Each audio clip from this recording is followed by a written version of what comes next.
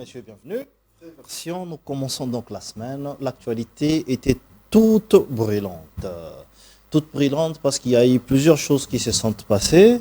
Mais ce que nous devons retenir est que Didier Boudimbo est parti pour les matchs de la qualification RDC-Jamaïque. RDC-Jamaïque. C'est un match qui se jouera aujourd'hui.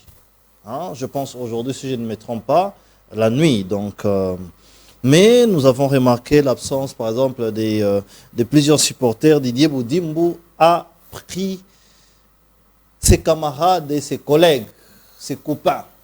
Il a pris ses camarades, ils sont partis avec fort regret et de constater que nos supporters sont restés. Je vois Veya Tikali, Assumbi Didi, Atikali, Assumbi Didi, c'est un garçon qui monte en puissance, je pense qu'il s'appelle Gaylor ou quelque chose comme ça. Okay.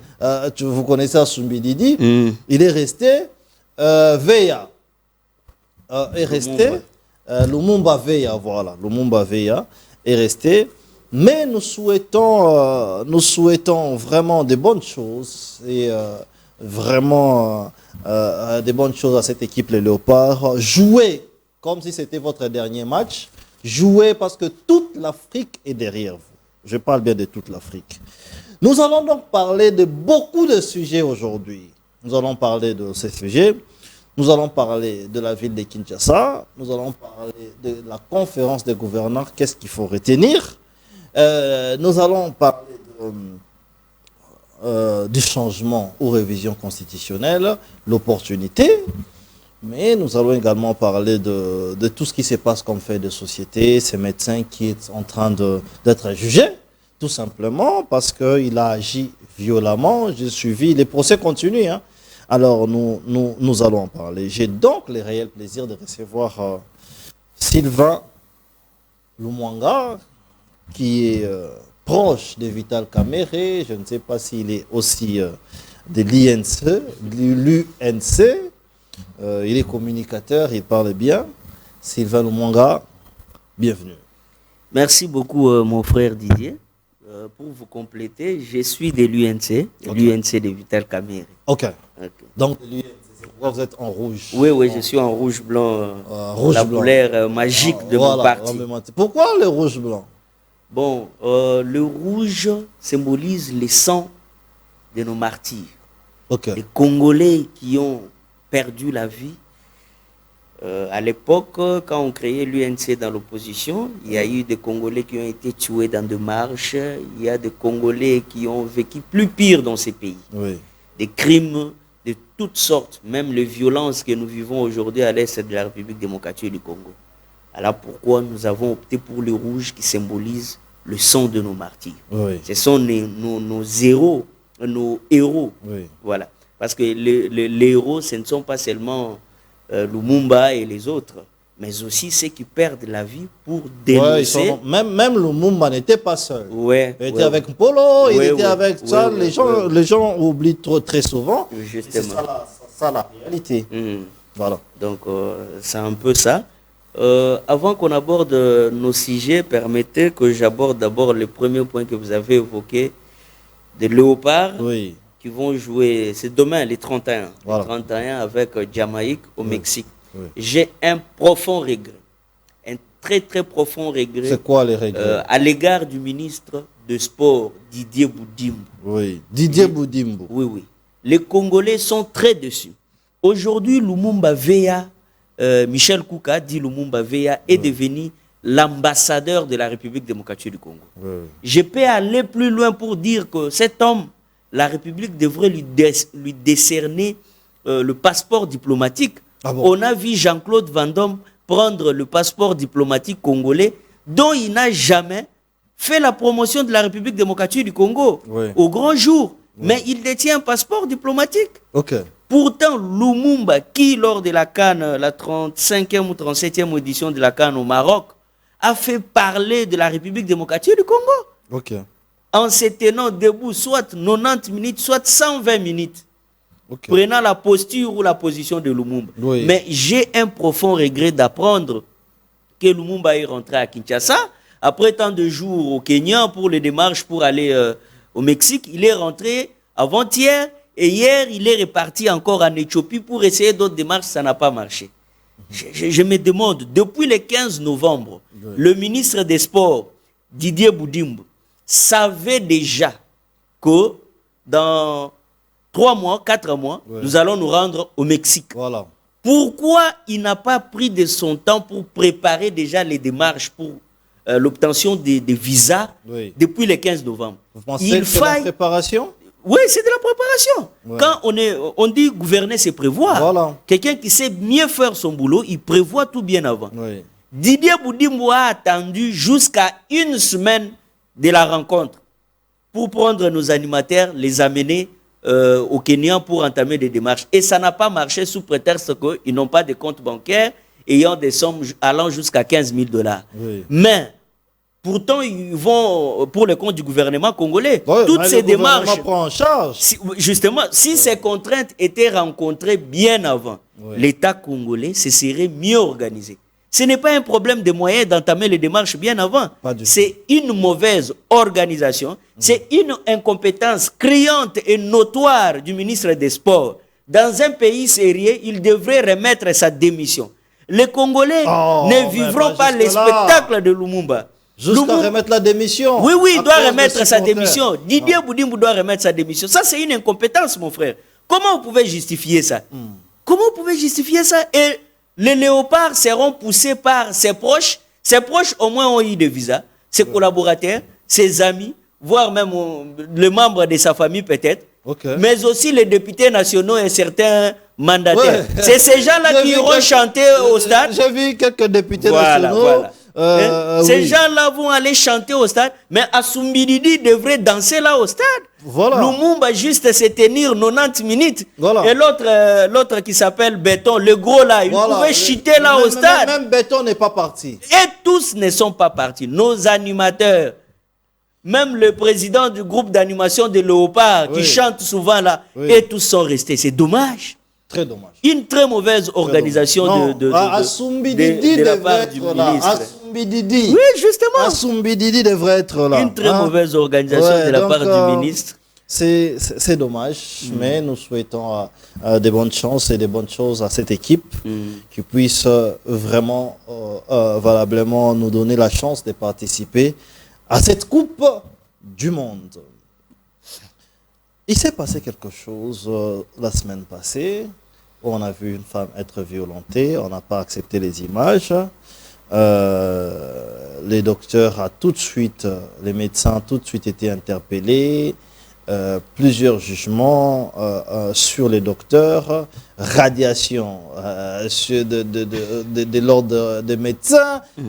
J'ai vu, moi, des gens agir comme les hommes de la rue.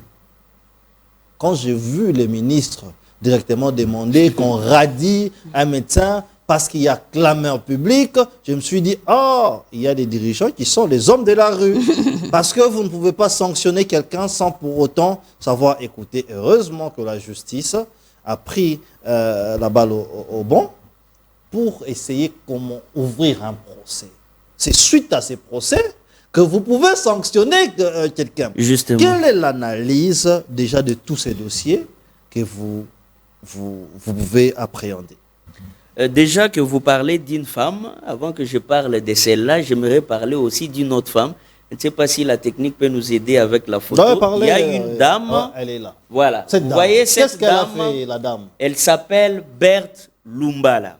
Oui, Berthe Lumbala. Oui. Elle fut ministre provinciale de Mines au Kasaï oriental. Elle a remis sa démission, je crois, le 30 janvier 2026. Oui.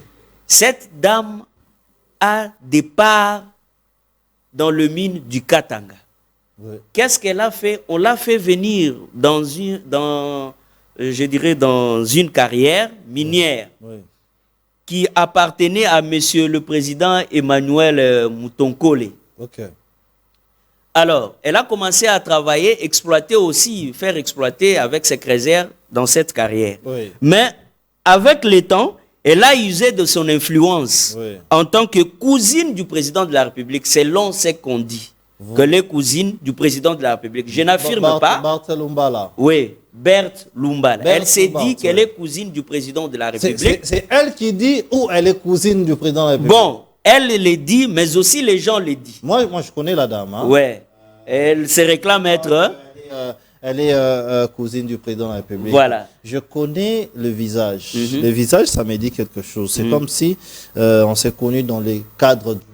Il faudrait qu'on se renseigne bien, elle est aussi du média. Ouais. Mais c'est quoi son vrai problème? Cette dame, je peux utiliser les termes qu'il faut, elle a escroqué ce qui ne l'appartient pas. Oh, vous avez de preuves. Elle a confisqué une carrière appartenant à monsieur Emmanuel, le président Emmanuel Mutonkole. Oui.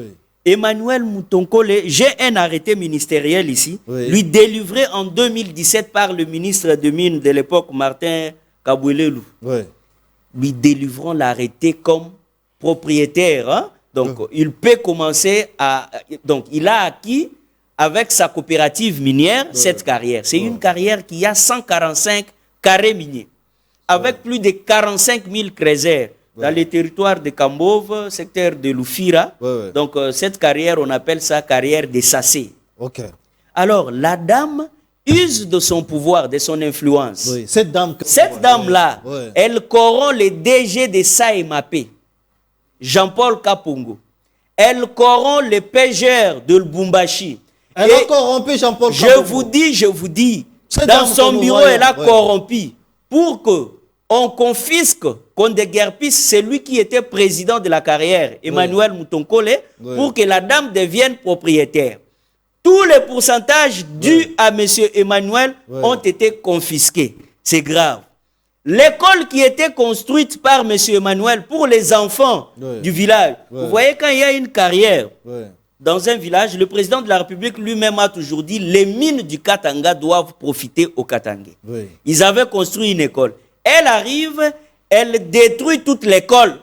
Les enfants ont même marché sous prétexte que l'école a été mal construite. On doit reconstruire une autre école. Mais depuis qu'elle a détruit, rien n'est fait. Cette dame a détruit toute une école. Je vous dis, la corruption a atteint un niveau très élevé dans ces pays. Mettez la dame à côté quand même.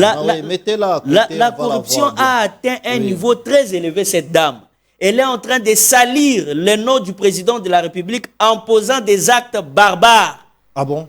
En posant des actes très barbares. Aujourd'hui, des familles dorment à la belle étoile. Voilà. Aujourd'hui, des parents ne savent pas où travailler, qui ont été déguerpis de leurs propriétés, dont ils sont propriétaires depuis 2017.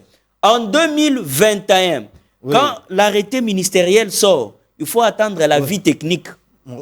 Et les EA, donc la vie technique pour l'autorisation dans les EA. EA, c'est la zone d'exploitation artisanale. C'est sorti en 2021. La SAEMAP, au niveau de la province, saisit le président Emmanuel pour l'autoriser et tout et tout. Lui aussi saisit par la suite le vice-premier ministre de l'Intérieur de l'époque, Asselo, pour avoir la sécurité, l'encadrement des exploitants artisanaux et des créseurs. Tout ça a été rempli. Il a commencé à fonctionner. Et donc, on a appelé la dame. Tu as aussi tes moyens, tu peux investir, il y a de la place comme ça. Et, mais mère wana aye, abeti mkolo bord 12, abotolier loko, asaleli makasi. Donc, la dame que nous voyons a ravi les carrés miniers, selon vos dires, aux propriétaires. Est-ce que vous avez de preuves? J'ai de preuves. Ça sont des accusations graves. J'ai de preuves. Suivis par tout J'ai de preuves tangibles. J'ai de preuves. Parce que vous dites que la dame que vous voyez là, elle s'appelle Berthe Lumbala, a ravi les carrés miniers d'autrui. Elle a ravi par force, elle a utilisé l'influence. Mon très cher frère, est-ce que vous avez des preuves? J'ai des preuves, j'ai des images, j'ai des documents, j'ai des audios, j'ai des écrits. Elle appelait même les propriétaires, lui disant de commencer à prendre 20%. Ah bon? Il lui a proposé de commencer à prendre 20%. Quelqu'un qui est propriétaire, il lui dit bon, abandonne 20%. Imaginez-vous la mauvaise foi de cette dame. Elle marche avec la garde républicaine à Lubumbashi. Elle est comme une reine. Le procureur, le ministre, le gouverneur de province. Bazo tosa mama oyo na ndenge moko ko saganate azo sala makambu mabe la province. À Botoli Moutou, ce qui lui appartenait, une carrière dont il était propriétaire depuis 2017, légalement propriétaire. Alors, j'en profite pour lancer un appel aux autorités compétentes. Le président de la République, j'invite votre sens élevé du pouvoir. Autant les Labisso Likambo, président. Il y a des parents qui dorment affamés. Il y a des parents qui ont perdu de l'emploi. Il y a des familles qui travaillaient dans cette carrière, qui se retrouvent aujourd'hui en dehors. Ils ne savent même pas fouler les pieds là. Et plus grave, elle menace même de les arrêter et d'aller plus loin, de faire plus loin. Donc, quand je vous parle en ce moment, le propriétaire vit en clandestinité. Très bien. Pourquoi? Parce qu'il réclame son droit. Très bien. On m'écrit ici que, bonjour monsieur le journaliste, Assumbi Didi est Azan en Mexique. Donc, il est au Mexique par Peggy qui nous suit de quelque part. Merci pour l'information. Nous allons vérifier. La dernière information qu'on avait, c'est celle-là. C'est un dossier qu'on va suivre de près. Vous m'aviez parlé du docteur, le cas du docteur. Allez-y. Vous voyez, mon très cher frère, d'abord, j'aimerais apporter beaucoup d'encouragement à docteur David. Ah bon? Soyez fort, malgré tout ce qui s'est passé. La clameur publique, la récupération médiatique et politique de ces dossiers. Moi, je vous vois comme un héros, docteur David. Oh. Si ces messages pourraient vous parvenir, sachez que vous êtes un héros pour moi. Un monsieur qui frappe une femme comme ça. Je m'explique, Allez-y. Malgré que vous avez recouru à des moyens violents que nous tous, nous décrions avec la dernière énergie, vous avez humilié une femme. Certes, vous avez sauvé sa vie. Ce que j'aimerais demander, mon analyse est que ce dossier a relevé les failles de notre système de santé. Notre système de santé a des sérieuses failles. En suivant les dossiers, c'est l'hôpital général de référence. Un hôpital général de référence qui manque d'anesthésie. Pourtant, le président de la République a instauré la couverture santé universelle, la maternité gratuite. Quand il a instauré ça, c'est pour qu'aucun mort né à la maternité, ou soit une femme qui donne vie, ne meurt pas. Selon la déontologie médicale, même divine, je peux dire, quelqu'un ne peut pas donner vie et mourir. Ça n'a pas de sens. Voilà. Toi, tu donnes déjà vie. Tu ne peux pas mourir.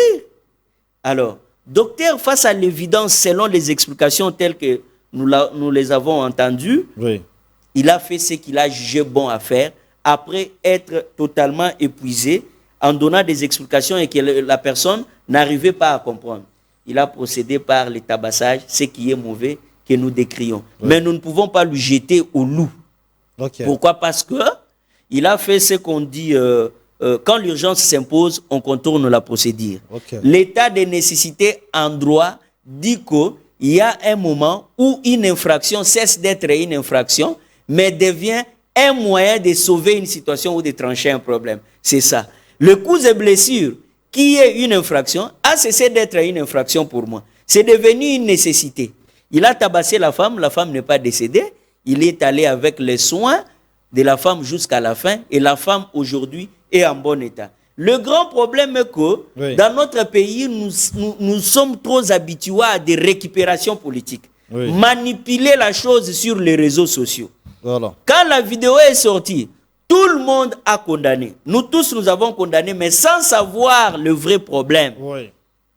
Quand le vrai problème a été mis sur la place, je suis conscient aujourd'hui que beaucoup ont regretté. Même le ministre de la Santé que vous traitez, un ministre qui a agi donc sous l'effet de l'émotion, demandant même la radiation. Monsieur le ministre, quelqu'un qui passe 9 ans en médecine, 9 ans d'études en médecine, il faut radier le lot. D'abord, il travaille pour l'État congolais, ça fait 8 ans. L'État congolais paye très mal les médecins. Ah bon? On voit comment les médecins revendiquent souvent leurs droits dans ces pays. Ils ne sont jamais considérés. Très bien. Et donc, je demanderai à la justice, et demanderai à la justice que Dr David doit connaître une condamnation avec sursis. Il faut qu'on lui condamne avec sursis, même pour 3 mois. Parce que déjà, le Conseil de l'ordre des médecins l'a suspendu pour 3 mois. Ce qu'il a fait, ça a relevé les failles de notre système de santé. Maintenant que l'État s'organise maintenant à équiper nos hôpitaux de tout ce qu'il faut, étant donné que la maternité est gratuite. Deuxièmement, Le ministère de Santé doit s'organiser pour des enseignements ou des études au niveau de la psychologie de parturiente. Ouais. Quand elle se retrouve dans des situations comme ça, on doit travailler sur le mental, sur la psychologie, et non travailler sur le physique en tabassant. C'est un peu ça mes impressions. Certes, je condamne l'acte, mais aussi je demande une clémence, donc une condamnation avec sursis pour le docteur David. Très bien. Nous allons parler de beaucoup de choses, l'actualité qui est brûlante. Mais avant ça, samedi, nous étions dans un vernissage du magazine. Un magazine qui dit la vérité, parce que vous savez qu'au mois de mars, il y a des femmes et des compatriotes qui se sont démarqués. Parmi ces personnes, il y a l'honorable Grace Nema qui ne cesse de marquer les points, qui ne cesse de faire des choses extraordinaires, qui ne cesse d'accompagner les chefs de l'État. Moi, j'ai vu les images de partout qui pullulent. J'ai vu les images où elle dit qu'il faut changer la Constitution. Ça, nous appuyons. Parce qu'il y a des choses à faire et à dire dans cette Constitution. Nous allons voir ces images et puis nous allons nous retrouver tout juste après pour essayer d'échanger sur les sujets d'actualité. Regardons.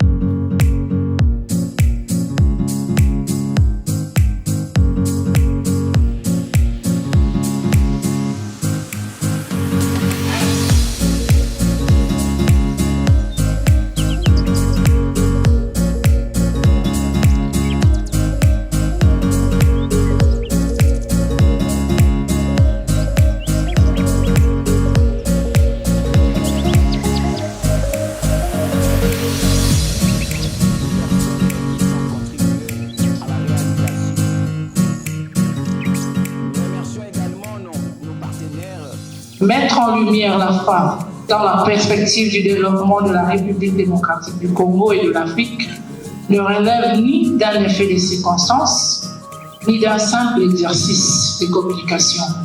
Il s'agit d'un choix stratégique au regard des dynamiques économiques et sociales qui structurent nos sociétés. Le thème qui nous réunit, Femmes pour le développement en RDC et en Afrique, appelle à une lecture lucide et responsable. Lucide parce qu'il consacre une réalité. La femme congolaise et africaine contribue déjà de manière déterminante à la production de richesses, à la stabilité sociale et à la résilience de nos économies. Malgré ce rôle avéré, la femme demeure confrontée à des contraintes structurelles persistantes, accès limité au financement, faible intégration dans les chaînes de valeur structurées, obstacles administratifs et reconnaissance encore insuffisante de son apport économique. Dans ces contextes, il convient de rendre un hommage mérité à son Excellence, Monsieur le Président de la République, chef de l'État, M. Félix-Antoine Tshisekedi Tshilombo, dont la vision a contribué à repositionner progressivement la femme au cœur de l'action publique. La nomination pour la première fois dans l'histoire de notre pays d'une femme à la tête du gouvernement, ainsi que le choix porté sur la candidature de Mme Juliana Lumumba à la tête de la francophonie traduisent une volonté politique claire de promouvoir le leadership féminin, tant au niveau national qu'international. Mesdames et messieurs, le développement de la République démocratique du Congo et de l'Afrique ne saurait être envisagé sans une intégration pleine et effective de la femme dans les circuits économiques structurés. Il ne s'agit plus d'une question de représentation, mais d'un impératif de performance et de compétitivité. Dans cette perspective, des initiatives telles que le Best Influence Magazine doivent s'affirmer non seulement comme des espaces de valorisation, mais également comme des plateformes d'influence, de réflexion et de mise en relation des acteurs. Je pense que c'est ce qu'on a fait ce matin. Le développement de la République démocratique du Congo et de l'Afrique ne dépendra pas de ce que nous proclamons, mais de ce que nous aurons le courage de transformer. La femme n'est ni une promesse ni un symbole. Elle est déjà une force économique, un pilier social et un levier stratégique. La maintenir en marche serait une erreur. L'intégrer pleinement est une exigence. Faisons donc le choix d'agir, de structurer et d'investir à la hauteur de cette réalité. Vive la femme congolaise, vive la femme africaine, je vous remercie. C'est à toutes les femmes, pas seulement de Kinshasa, mais de toute la République. Je pense à cette femme qui est au fin fond du pays, injustement violée, tuée parfois, obligée même de quitter ses enfants, prise en otage. Que les contenus de cette magazine aillent jusqu'au fin fond. C'est pour aussi leur conscientiser à se rendre compte que Congo appartient à tous. Merci.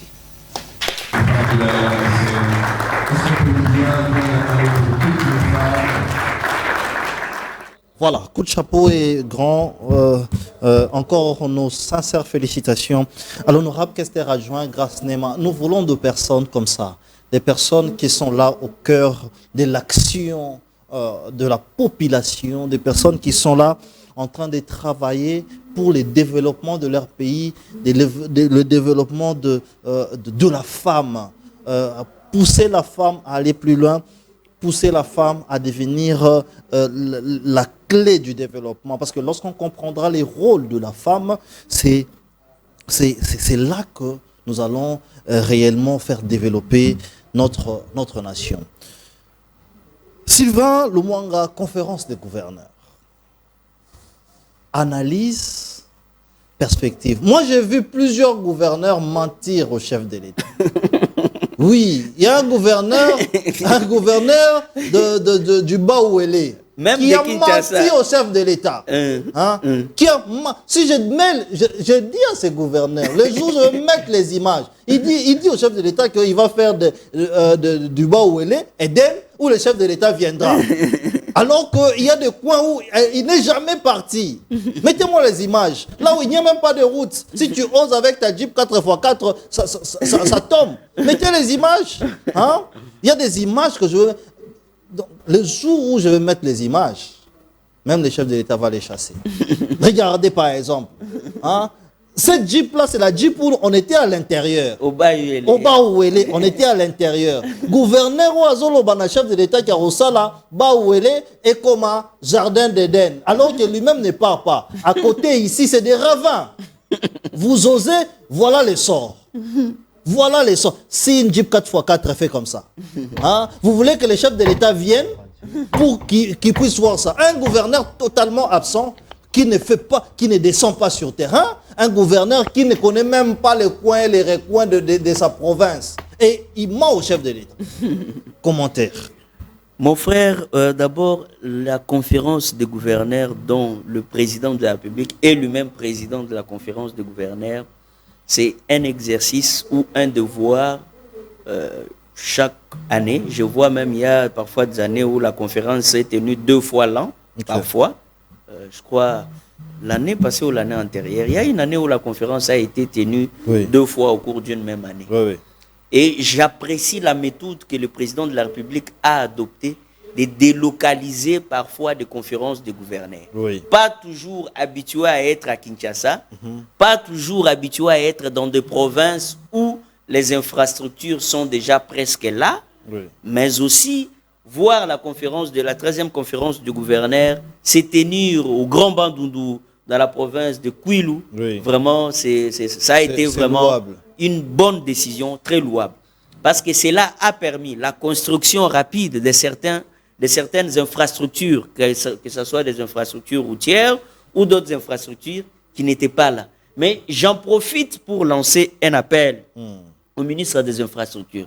Cette route, on appelle ça, je crois, le boulevard de Kikwiti, là, qui était coupé le jour où le président de la République devrait atterrir après le pluie diluvienne qui s'était abattue sur la ville. Cette route-là est katana chaque année. Tout le monde a une image dans les réseaux sociaux que Nzelawana ya Kikwiti est katani. Donc, topographe, ça la étude topographique ya Nzelawana. Ça la étude malamute ou soit société exécutaka marché. Basala Nzela Lokuta, pas bétonner à Tanzela wana. Chaque fois et katana. Okay. C'est de trop, monsieur le ministre John Banza. Impliquez-vous vraiment que Likambo Yanzela wana et si là. Vraiment, la 13e conférence des gouverneurs a produit des fruits dans la province du Kwilu avec l'inauguration de la centrale de Kakobo là. Vraiment, un rêve qui est devenu réalité. Oui. Je dois vous dire que c'est depuis 2010 que les travaux de construction de la centrale hydroélectrique de Kakobo là ont été lancés. 16 ans plus tard. Oh, quel projet peut durer autant d'années comme ça? 16 ans plus tard. Bongo ebima balia. Babimi semtu balia. Etikalaka bongo. Donc, basalaka pose la première pierre. Bakenda. Mais il a fallu que le président Tshisekedi vienne au pouvoir et que celui que nous appelons affectueusement le noble, Molendo Sakombi, devienne ministre des Ressources hydrauliques et électricité pour qu'enfin, ce qui était un rêve devienne une réalité et que les barrages de la centrale hydroélectrique de Kakobola voient jour et soient complètement achevés. Celle-ci qui desservira plus de 400 000 ménages de la ville de Kikwiti, mais aussi ça va collaborer avec des sociétés déjà qui y sont et d'autres qui vont venir. Vous savez, de nos jours, les sociétés fonctionnent mieux avec l'énergie électrique. Tant qu'il n'y a pas l'énergie électrique, l'avenir est sombre. S'agissant des gouverneurs de province, gouverneur de province bazana lokuta kaka ndeko lobi wana ya bayele kosi chef de l'état mingi na conférence de kosi chef de l'état gouverneur bazo sala ki jalelo voilà. Oh, il faut changer la constitution bazo sala ki jalelo.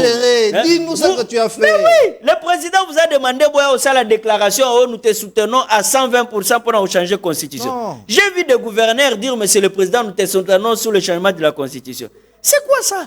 Ces pays, je ne comprends pas. Les fonctions de l'État, comme on tiaka qui acte, y a ba politicien, bizalelika ya dialelo ya ba matalana na ba parti politique et quotiti na ba bureau à l'État.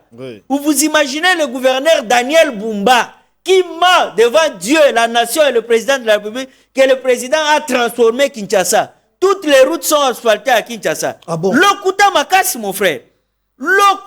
Il y a des routes ici à Gombe, Oyeza, Bani depuis à Maïeza, Nakati à Gombe. Banzela Eza Kabase le Kouya na Maï, et Belé na Kinshasa. Certes, le président a construit beaucoup de routes à Kinshasa, Tozo Boyate a réhabilité Banzela et Belé. Mais Botika Okosa ke Mogonzi Mboga a tongi Banzela Nyonso na Kinshasa, ou soit à Bongisi Kinshasa.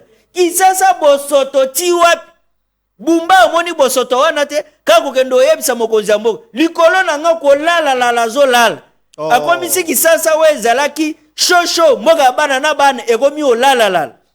Mon frère, je vous dis prenez les tronçons au Kende aéroport zo boulevard Lumumba les kakaka saut de mouton ya nini plutôt pomme à tété à partir kaka ya pomme à tété le long de la chaussée marché ezana makadam Wenzeza na makadam ezana na asphalte oba piéton trottoir ya ba piéton wana des étalages na c'est tous les jours ti na maison communale ya Kimbanseke na maison communale ya Kimbanseke ba étalage ezana mira commune bourgmestre azokota wana azobim bazoteka basi batie bilama na fenêtre na ba treillis ya clôture ya commune maison communale ya Kimbanseke.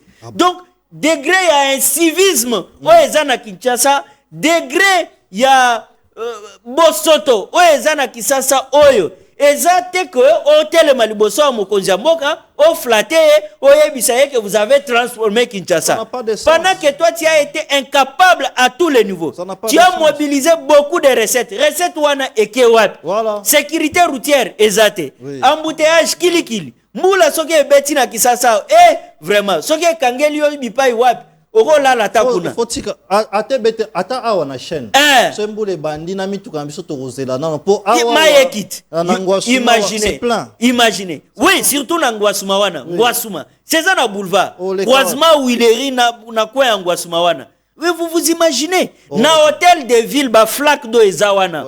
Entre l'hôtel de ville na Kami cadastre minier. Mai ezawana ti lelo mbule beta alisuna Kisasa ça fait presque une semaine. Mais Maya ezawana mais tata oyo le dormeur national azoteleme me pas mokonzi mboka azoloba le président a transformé Kisasa. Arrêtons quand même de flatter le chef de l'état na commune ya Kalamu maison communale ya Kalam. Naebi kombo à bourgmestre Wanate. Vous savez que j'ai appris quelque chose lobby que bourgmestre Wana a instauré taxe na commune. Pour accéder cours à commune, vous devez payer 5 000 francs. Oui. Quelle que soit la raison qui vous amène à la commune. Au cours que visiter Moutousi rendez-vous, au cours que ça s'amkanda à l'État, na entrée na portail aux offres à 5 000 francs. Bah ça les lieux jetons. Taxe ya bourgmestre. Non, mais c'est ceux qui sont censés mettre la règle, ceux qui sont censés gouverner, ceux qui sont censés faire mieux pour le peuple. Oh là là. Et d'abord, vous allez regarder. Je ne sais même pas les termes que je peux utiliser. Vous allez regarder ces images. Nous sommes des journalistes d'investigation et nous descendons sur le terrain. Vous allez regarder ces images dans une province, la province du Bas-Ouélé, où ces gouverneurs menteurs ont menti au chef de l'État que ça va chez lui. Vous allez voir comment est-ce que les frontières sont tellement poreuses au point où les Centrafricains traversent et viennent en RDC. Il n'y a pas les services, même les services du gouvernorat et Zawana. Je vous ai dit que ce que je vous montre, c'est juste la tête de l'iceberg. Des histoires que j'ai. Si je vous montre, en tout cas, les chefs de l'État diraient que ces messieurs, ces gouverneurs ne font rien comme travail. Mais ces images, je vous montre pour que la population, pour que le Congo puisse voir qu'il y a un gouverneur médiocre, un gouverneur qui ne travaille pas, qui ne peut même pas mettre ses services à lui, à gouvernement provincial, dans la province, pour recenser des réfugiés qui viennent. Ces réfugiés-là qui viennent de Centrafrique sont ni recensés, ni comptés, ni connus. Ils viennent, après un beau jour, ils vont créer des problèmes dans notre pays. Regardons ces images. Ça fait un mois qu'ils sont là. Alors, vous avez traversé ici, pourquoi?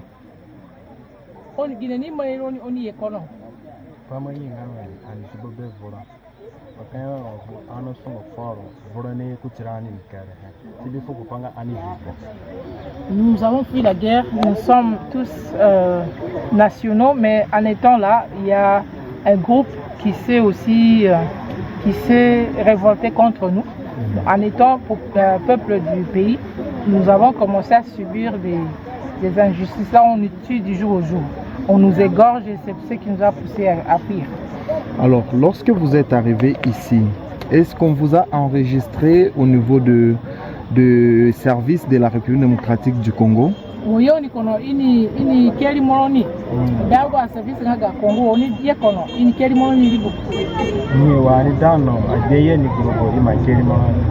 Oui, la semaine passée, il y a une délégation qui était ici, des autorités locales qui nous ont enregistrés. Ok. Alors, comment vous vivez? Quelle est votre prise en charge depuis que vous êtes ici? Qui prend soin de vous? Qui vous donne à manger? Et vous vivez où? Qui vous a attribué l'endroit où vous vivez?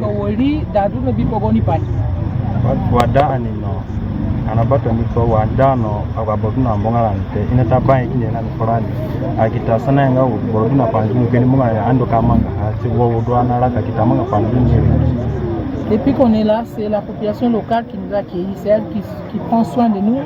Ils se cotisent et nous amènent la nourriture chaque jour. Nous leur avons aussi proposé que s'il y a des par jour, des travaux journaliers, nous sommes là, c'est ce que nous faisons pour ce lieu.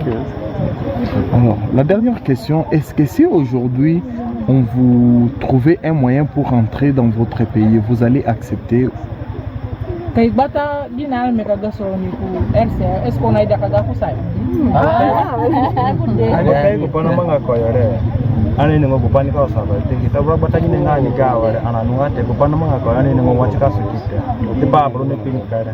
Ce qui a commencé, nous ne connaissons même pas comment ça va se terminer. C'est juste le début. Et même si vous nous retourniez là-bas maintenant, il y a beaucoup de gens qui sont en train de mourir. Nous voulons... Voilà. Vous avez entendu de vos propres oreilles. Et ces gens ici, un beau jour, ils seront des Congolais. Ils vont commencer à créer du désordre ici au Congo. Pendant ce temps, les gouverneurs est où? Le gouverneur est où? Je vous ai dit le jour où on va dire des choses ici. Le jour où on va dire des choses, ça sera terrible. Ça sera terrible. Ça c'est rien. Ça c'est rien. J'ai des images où les rebelles sont venus, ils ont pris les jeunes gens dans un village, Bassin Nabango 3 ans. Bassin Nabango 3 ans. Les rebelles sont venus d'ailleurs. Ils sont venus dans votre province. Ils ont pris les enfants, femmes et hommes, comme si Basiwana Basi Nabango, ils ont fait 3 ans. 3 ans. Si vous continuez à mentir, je vais mettre ces images-là. C'est triste. Un commentaire? Vous savez, l'organisation dans nos ports, dans nos aéroports, à nos frontières est très bizarre. Cette République centrafrique est frontalière de notre pays. Je crois, les territoires des Zongo, c'est entre les Sud-Ubangi, les Sud-Ubangi. Même dans ces territoires, il n'y a pas aussi de frontières. Il n'y a pas de limites de notre côté où une organisation où quand les gens entrent et sortent, ils doivent payer des taxes comme ça et comme ça. Mais du côté de la République centrafricaine, il y en a. Mais chez nous, il n'y en a pas. C'est le déboire. Né infiltration, tokomana ba ministre rwandais, tokomana ba chef d'état-major général namboko ba rwandais, ba DG banane. Tozo pena ba DG ba mindele namboko. Il y a un DG là qui était un blanc. Un blanc pena ya blanc boy. Donc on doit réglementer dans le secteur rwanda vraiment. Oui. Secteur rwanda ya ba port, ya ba frontière, ça relève de la sûreté nationale. Un état infiltration na mboka bitumbe kota na mboka ndenini ekota na ba frontière, voilà, ekota na ba aéroport, voilà, mingi na ba frontière na biso, il y a un désordre criant na ba service ba frontière déjà ba service eza fonctionnel, oui. Buzoba na ba désordre eza makasi, voilà, corruption, trafic d'influence, clientélisme, ça loge dans ces services. Vraiment, il faut que ça cesse. Il faut que ça cesse. Si on doit parler de la bonne gouvernance, ceux qui sont gouverneurs, nous avons fait. Mais ils doivent commencer par là. Voilà. Le gouverneur de province du Bayou et Lewana. Il faut abandonner à partir Yawana. Atonga Banzela. Les Bayou et les génèrent des recettes. Voilà. Qu'on appelle bazar minéré. Oui, vous savez que ces gouverneurs-là de Baouélé, dans le territoire, nous sommes comme on a été. Imagine. Donc, gouverneur Azo Konza province. Lui, il est ici à Kina de prendre du champagne. Il est là, sautalier, donc. Azana fraîcheur à Kinois. Mais pendant que Aza gouverneur n'a pas eu. Oui. Aïe, aïe, aïe. Alors que tu acceptes d'être gouverneur, il contrôle bien l'Assemblée provinciale. Et il dit au chef de l'État que non, les relations politiques sont bonnes avec l'Assemblée provinciale parce qu'il contrôle bien ses députés qui sont pratiquement pauvres. La technique de beaucoup de gouverneurs, Ezaya koboya kofuta ba députés provinciaux, mais c'est comme bon kofuta bango wana ko banda ko entretenir bango. Ozomona. So yimwa na beli gouverneur na tongo le jour tu oseras, tu vois. Je t'avais aidé. C'est triste. C'est dommage, c'est dommage triste. Dans ces pays. C'est triste. Makambo ezo salema na mboko vraiment ezo pesa biso chair de poule. Très bien. Alors Kabila a parlé en une semaine 2 fois. Ça se fait rarement qu'il puisse donner ses interviews. Il a donné une interview le 23 mars. Et pas plus tard qu'hier, il a encore donné une interview dans la presse New York Times. C'est vrai qu'aujourd'hui, même tout ce qu'on dit là, Kabila y est pour quelque chose. Parce que il a quand même géré ces pays pendant 19 ans, 18 ans. Il fallait une certaine organisation. Mais il critique, il dit qu'il y a la dictature, la mauvaise gouvernance et ses sorties médiatiques. Analyse Nayo. Ndekonangai. Mon analyse sur ces sujets est claire et limpide comme l'eau des roches. Oui. Tout le monde oui. peut critiquer la gouvernance de Tshisekedi d'aujourd'hui, sauf Kabila. Oh bon? Tout le monde, je dis bien, peuvent critiquer Félix sur les droits humains en République démocratique du Congo, sauf Kabila. Si les morts pouvaient revenir à la vie, Rossi Mukendi, tous ces activistes Oyo baboma namboko sous Kabila. Pourquoi? Parce que il réclamait les droits du peuple congolais. Il barrait la route à Kabila dans ses atrocités, dans ses actes barbares.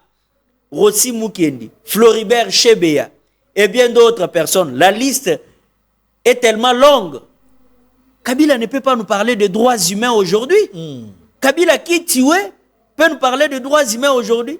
Aujourd'hui, la République démocratique du Congo, si aujourd'hui on dit que la guerre de l'Est a connu plus de 20 millions de morts aujourd'hui, ces 20 millions de morts là, c'est sous Fachi, c'est pas sous Fachi, c'est pas sous Mouzé Laurent Désiré Kabila, c'est pas sous Mobutu, sous Kassavoub. Certes, durant leur règne, il y avait des morts, mais si on est arrivé à des millions aujourd'hui, et Belé Bakoufa dans le régime, il y a Kabila. Kabila ne peut pas critiquer Félix, l'apprendre sur les droits humains. Lui, il a pris les armes. Quelqu'un que la République a tout donné.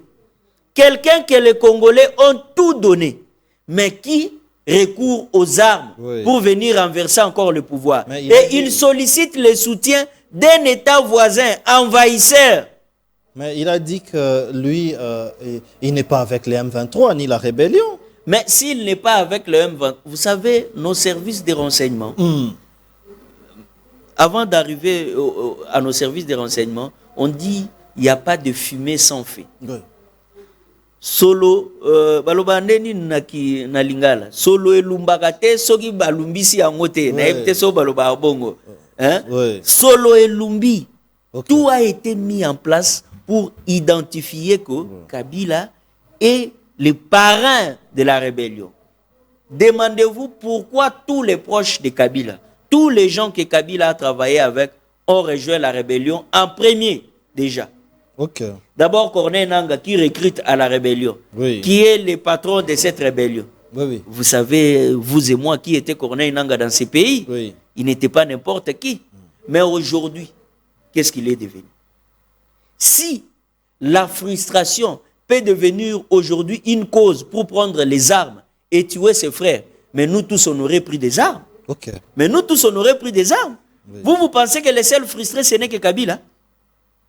C'est pas les seuls frustrés. Fachi avait la bonne volonté, mon frère, de travailler avec Kabila. Quand ils ont signé l'accord de gouvernance, dont Kabila parle, il m'a d'abord que non, c'est lui celle qui détient la copie de l'accord. Yo aussi au moment où ils ont signé engagement na mutu, il y a une copie, yo aussi il y a eu exemplaire. Mais il faut quoi ça va mike?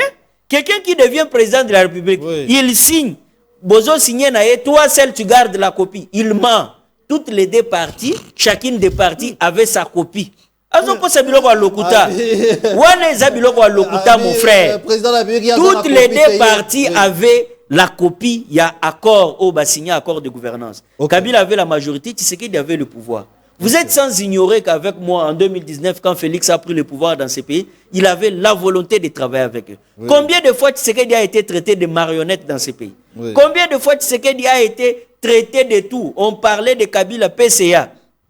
Mais c'est la famille politique de Kabila qui lui a rendu un mauvais service en appelant Kabila PCA de la République pendant qu'il y a un président de la République et qu'il n'existe pas de PCA dans ces pays. En l'appelant IMA, en faisant tout. Fachi a compris que la bouteille de vase a débordé. Oui. Donc il fallait passer outre. Mais n'est-ce pas que quand il dit aussi des choses, il faut les croire. Il dit par exemple qu'il n'est pas avec les M23, les M23 les protègent parce qu'il était sous ces sols-là. Il dit aussi qu'il n'a pas réussi, il a accepté de n'avoir pas réussi à changer le peuple congolais. N'est-ce pas qu'il a raison? Sur la question de changer le peuple congolais, il a raison. Mais comment est-ce qu'on peut changer les Congolais pendant que nous-mêmes, on ne veut pas changer? Comment changer les Congolais pendant que nous-mêmes, on ne veut pas changer? On peut changer les Congolais en étant modèle. Si aujourd'hui, Kabila s'est dit ne pas être avec les M23, mais Kabila avait fait une déclaration, un message, il avait, à l'époque, on disait message à la nation, où il déclara haut et fort que les M23 est une aspiration congolaise, mon frère. Quelle aspiration congolaise? Qui peut tuer les Congolais? Il s'est contredit. Lui-même l'a dit. C'est une aspiration congolaise. Mais dites-moi, quelle aspiration congolaise qui peut tuer les Congolais? Aucune, je dis bien aucune aspiration congolaise. Depuis la prise de la ville de Goma, vous aviez vu avec moi les carnages qu'il y avait dans cette ville. Plus de 3000 morts. Bukavu, n'en parlons pas. Katana est partout. Ça, c'est une aspiration congolaise où on doit prendre les armes. Les FARDC qu'on tue là, ce ne sont pas des Congolais. Bon, parce qu'ils peuvent nier qu'ils ne tuent pas la population civile pendant qu'ils tuent. Les FARDC avec qui ils combattent ne sont pas des Congolais. Et avec les Rwandais, pourquoi ils ont les Rwandais dans leur armée? Quand nous voyons les images qui circulent, leur armée a envahi une ville. Mais ce sont des visages rwandais. Comment vous jugez Kabila qui, à un moment donné, on a vu un Kabila avec souvent les Congo. Après, à un moment donné, la même personne qui a parlé du souvent le Congo, il est venu parler de soudanisation, une histoire qu'on ne comprend pas. Comment tu juges ça? Est-ce que c'est la même personne ou est-ce qu'il s'est dit que bon, l'ensemble des politiciens que j'ai réunis autour de moi, parce que quand il est venu avec cette idée de souvent les Congo, il a quand même réuni plusieurs personnes. Mais aujourd'hui, quand il parle de la soudanisation, il est presque isolé. Comment vous jugez ces deux personnages? Je ne juge pas les deux personnages, c'est la même personne, mais qui est en train de balbutier. Elle s'est cachée derrière la rébellion, mais à force de trop parler, Namboko Babanda Olobo, Kabila Zana à l'université à Kara, Kabila Olobaate. Mais au moins, que tellement qu'il a été dévoilé au grand jour, et commissaire Biloba Loba fort. Okay. Et commissaire Biloba Loba fort. Il y a parrain à Kagame. Bango tout ba komi Biloba Loba. Donc, c'est ce que le président de la République a dit. Oui, il a dit ça au grand bandou devant les chefs coutumiers. Bah étranger, bah yaki o kamamboko yo, to ba ki ba congolais, ba komi biloba luba. Ba komi biloba lo. Au lieu de servir intérêt à ba congolais, bazo servir ba intérêt à ba mboka na bango ba uta. Vous voyez quand Kabila parle de la soudanisation, d'abord cela n'arrivera jamais. En parlant de la soudanisation, il fait allusion au Soudan qui est aujourd'hui coupé en plusieurs parties. Chaque groupe dirige sa partie qu'il occupe. Oui. Le Congo restera un et indivisible, mon frère. Okay. Nous récupérerons nos villes, nous récupérerons nos territoires, nous monterons des avions, nous irons à Goma comme nous en avions l'habitude. Oui. Nous irons à Bukavu, nous irons partout là, parce que le Congo est notre patrimoine commun. Oui. Kabila qui parle de sauver le Congo, mais qui recourt aux armes. Comment sauver le Congo en recourant aux armes? Vous qui étiez président de ces pays ici pendant plus de 18 ans, dans ces pays, c'est insensé, ça n'a pas de sens. Kabila n'est pas venu sauver le Congo, il est venu, il a l'intention de récupérer le pouvoir pour servir les intérêts de son parrain, les intérêts personnels et égoïstes. Oh, il a un parrain. Mais c'est Paul Kagame, le parrain de Kabila. C'est pas possible. Mais oui, c'est Paul Kagame qui est derrière Kabila pour faire tout ça. Il entre par le Rwanda. Mais il va entrer par où? Si ce n'est pas par Goma, c'est par Luganda. Et par Rwanda, c'est par Luganda. Donc Kabila côté la Kandena Rwanda. Mais à côté la wapi ndengeni. Bon, d'autres termes. Avion auto mona moko et survola ezaka avion o ya nini responsable ya Monisco. Ndé avion auto mona qui kitaki na Goma. Oui. Avion qui talisu na Goma te. Il entre par la petite barrière ou la grande barrière de Gisenyi là plutôt de Goma avec le Rwanda, frontière Nabiso. Il entre bien sécurisé par les M23. Mais oui, mon frère, moi, j'appréciais Kabila. Ah bon? Oui, j'appréciais Kabila. Avant? Oui, avant. Il était président. Nous ne changerons pas l'histoire. Oui. Nous ne changerons pas l'histoire. Oui. Les armoiries de la République, les annales de la République.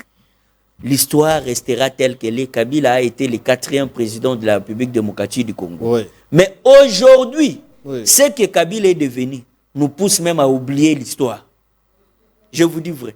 Dites-moi un peu, à ma fille qui peut avoir 2 ans aujourd'hui, ou à nos jeunes frères qui donneront naissance plus tard, quand ils raconteront à leurs enfants, ils leur diront quoi? On avait un 4e président dans ces pays qui avait pris les armes pour tuer des Congolais, afin de revenir au pouvoir. Oui. Personne ne peut prendre le luxe de relater cette histoire. Okay. Mais au moins, chacun dira qu'on a connu un président rebelle dans ce pays. On a connu un président rebelle. D'autres même ne peuvent pas en parler. Déjà, la RTNC, lors du 30 juin, la photo officielle qui était affichée, on avait affiché 4 présidents, les 3 anciens présidents et le 4e, Félix Tshisekedi. Il n'y avait pas la photo de Kabila. C'était déjà un message. Vous vous souvenez pas à la fête du 30 juin? Il y avait une affiche qui était conçue. Il n'y avait que 4 chefs de l'État. L'autre était exclu. Sous prétexte qu'un ancien chef de l'État. L'histoire est un juge impardonnable. Si Kabila a été président de la République, ça reste comme ça. Ça reste comme ça. On ne peut pas changer. Mais déjà, du fait qu'il a pris les armes, ça efface dans nos mémoires. Oui. On sait qu'il était, mais on se souvient aussi, on se souviendra aussi qu'il a pris les armes. C'était un bon président parce que il a unifié les pays. Mais justement, c'est ça ce que j'ai dit. Kabila n'a pas changé la constitution. Il a révisé la constitution. A changé la constitution. Le président de la République ne s'est pas encore exprimé là-dessus. Il l'avait dit les années, plutôt l'année passée, l'année antérieure. Il avait dit. Réviser la constitution elle-même autorise sa révision. Oui. Personnellement, pour le cas du changement, je ne suis pas pour. Okay. Mais pour la révision de la constitution, je suis pour. Vous savez, on a habitude de dire la constitution du 18 février 2006, telle que modifiée à ce jour. Oui. Vous voyez, elle a été révisée en 2011. Et nous pouvons la réviser aujourd'hui. La France a révisé sa constitution autant de fois. Oui. Il y a des pays aujourd'hui qui fonctionnent sans constitution. Le problème n'est pas la constitution, le problème c'est le leadership. Oui. Le problème c'est la gestion de l'État, la gouvernance avec rigueur. Assumer ses responsabilités avec dignité et honneur. Oui. Contribuer au développement de la République et au bien-être social du peuple congolais. La constitution n'est qu'un document. Oui. C'est un instrument qui aide à mieux gouverner. Il faut d'abord la respecter. Parce que vous pouvez la changer ou la réviser autant de fois. Mais si ce que vous révisez là, vous ne savez pas respecter ça, ni mettre ça en pratique, ça sera l'hécatombe. Le Royaume-Uni n'a pas une constitution. Ils ont un Magna Carta qui date de plus de 800 ans avec lesquels ils dirigent et puis avec les traditions anciennes. Nous avons d'autres pays qui n'ont pas de constitution, comme l'Arabie Saoudite, qui a le Coran. Ils ont un système islamique, mais regarde ces pays-là, leur développement, leurs infrastructures, leur mode de fonctionnement comparativement à la République démocratique du Congo, où il y a les débats sur la constitution matin, midi, soir. Qu'est-ce qu'il faut réviser? Parce qu'on dit que les pouvoirs en place cherchent à se pérenniser, à rester. Donc il y a des articles verrouillés qu'il faut déverrouiller, il y a des solutions. Qu'est-ce qu'il faut réviser? Rapidement. L'intention d'abord de changer la constitution, c'est pour nous faire quitter de ces régimes. Oui. Nous sommes dans un régime semi-présidentiel pour qu'on devienne dans un régime présidentiel où le président aura plein pouvoir. Oui. Vous voyez? Supprimer certains postes comme le Premier ministre et consort. Donc le président aura le pouvoir de nommer et de révoquer à tout moment. Vous voyez? Le président sera responsable lui-même devant le Parlement et non le Premier ministre. Actuellement, le Premier ministre qui est nommé par le président de la République est responsable devant les élus du peuple. Le président n'est pas responsable. Oui! Mais chose qui n'est pas mauvaise. C'est la Première ministre qui est responsable et trouve que ce n'est pas normal. Pourquoi? Parce que quand on fait bien, on acclame le président. Pourtant, c'est le gouvernement qui fait. Quand il y a aussi du mal à faire, on hue sur le président. Oui. Voilà pourquoi. Et estime, au niveau de l'Union sacrée, le président estime qu'il faut changer la Constitution. Mais pour ma part, réviser la Constitution, il y a certains articles qu'il faut revoir. Très bien. D'abord, les articles qu'il faut revoir, nous avons la loi sur la libre administration des provinces, le fonctionnement dans nos entités territoriales décentralisées, la justiciabilité du Premier ministre, d'un ancien Premier ministre, les actes posés par un ancien Premier ministre dans ces pays sont susceptibles d'aucune poursuite judiciaire. Nous l'avons vu ici. Matata, il y a eu un président de la Cour constitutionnelle qui avait dit ces actes ne sont susceptibles d'aucune poursuite judiciaire. Et c'est l'autre président de la Cour constitutionnelle qui a dit les droits autrement. Donc cet article ou cette disposition-là, il faut la revoir. Très bien. Il y a beaucoup à revoir. Le temps qui ne nous est pas imparti. Prochainement, nous développerons. On va en parler. Pour ou contre les dialogues? Les dialogues pour, mais quand la paix reviendra. Très bien. On me demande téléphone ligne Panzana, zongisa ba image, toi ba réalité en boka. Alors, mettez ces images-là. Nous allons nous séparer avec ces images-là. J'étais là, sur la frontière entre la RDC et la Centrafrique. On a d'abord réfugiés centrafricains. Oyo ba ye, ba villageois de ba yokeli bango mawa, l'hospitalité congolaise. Ba ngone ba pesa bango bilamba, ba ngone ba pesa bango nini, mais même pas l'autorité de l'État, ni provinciale, ni du gouvernement central. Surtout provincial, parce que c'est les gouverneurs qui gèrent la politique de la province. Nous sommes dans un grand pays. Il faut quand même déjà contrôler les frontières. Regardez les images, c'est avec ces images que nous allons nous retrouver plus tard. Ça fait un mois qu'ils sont là. Alors, vous avez traversé ici, pourquoi?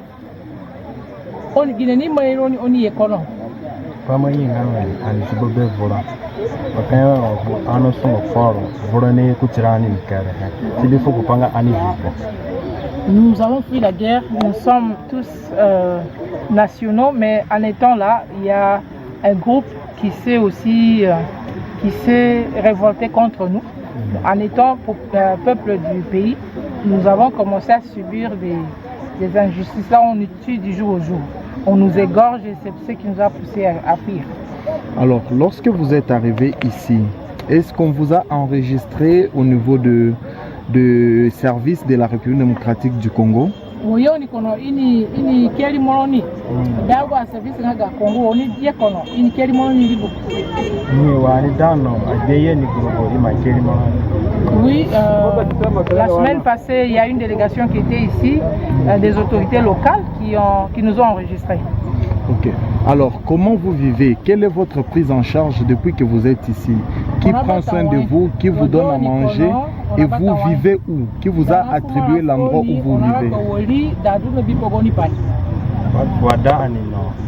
Anabata miko wa ndano akabotuna mbongalante inata bai kine na mikorani akita sana nga boroduna panjunu keni mbonga ando kamanga ati wo dwana la kakita manga panjunu. Depuis qu'on est là, c'est la population locale qui nous accueille, c'est elle qui prend soin de nous, ils se cotisent et nous amènent la nourriture chaque jour. Nous leur avons aussi proposé que s'il y a des par jour, des travaux journaliers, nous sommes là, c'est ce que nous faisons pour survivre.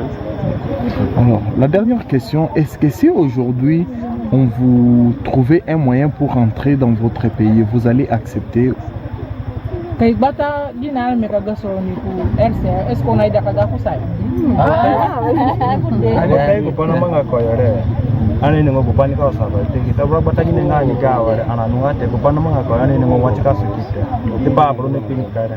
Ce qui a commencé, nous ne connaissons même pas comment ça va se terminer.